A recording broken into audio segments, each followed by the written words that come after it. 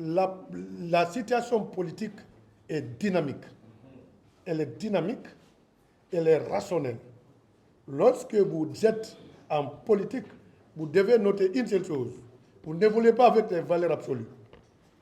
Vous comprenez? Vous avez fait maths, non?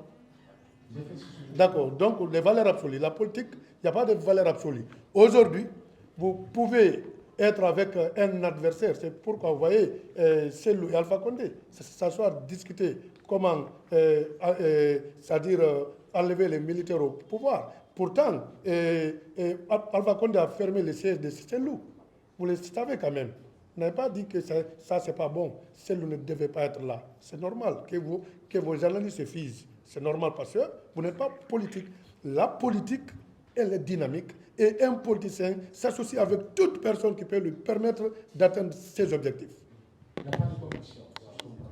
Non, on n'a pas besoin de vous parler. Un politicien a ses convictions sur quoi? C'est de prendre le pouvoir.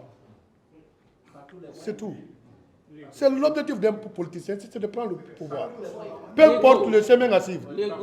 Peu importe le chemin à suivre, mais c'est de prendre le pouvoir. Et aujourd'hui, par les moyens légaux, bien entendu, c'est pourquoi vous voyez les alliances. Et aujourd'hui, lorsque vous êtes, vous avez vu, le CNRD est venu. Certains ont été bannis pour être dans le gouvernement.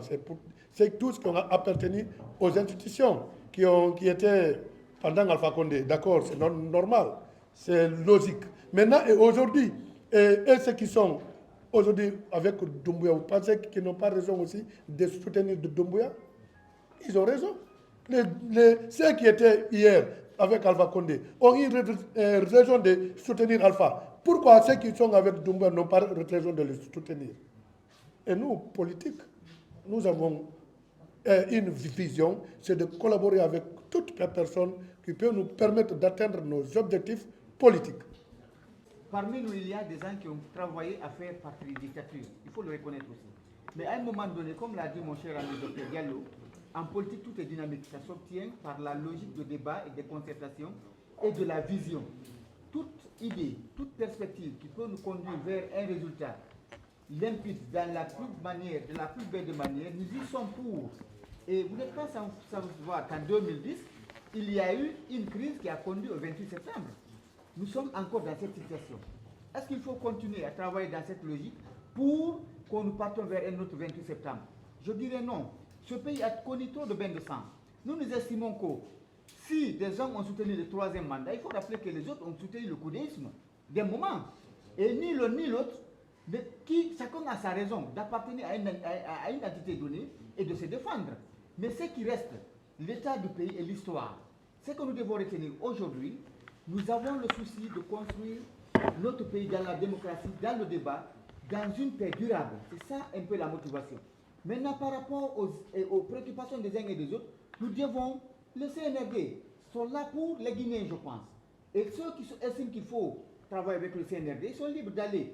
Mais nous, suivant notre ligne politique, nous y sommes pour, nous nous impliquons, nous travaillons en privilégiant la paix non seulement, mais en participant à travers des contributions pourvu que cette transition puisse voir un épilogue, mais de la plus belle de manière, dans la paix, dans les concertations, pourvu que ce soit l'intérêt supérieur du peuple de Guinée qui puisse prendre le dessus de cette chose. Je vous remercie. On est tous de l'union sacrée des forces vives de Guinée. Notre volonté, c'est comment revenir rapidement vers le chemin indiqué qui est le retour à l'ordre constitutionnel. Mais quand beaucoup d'entités se retrouvent, des fois les avis divergent. Mais force est de constater que la date du 31 décembre 2024 est très difficilement tenable pour le contenu proposé. Nous, effectivement, le coordinateur l'a dit tout à l'heure, on était au cadre du dialogue.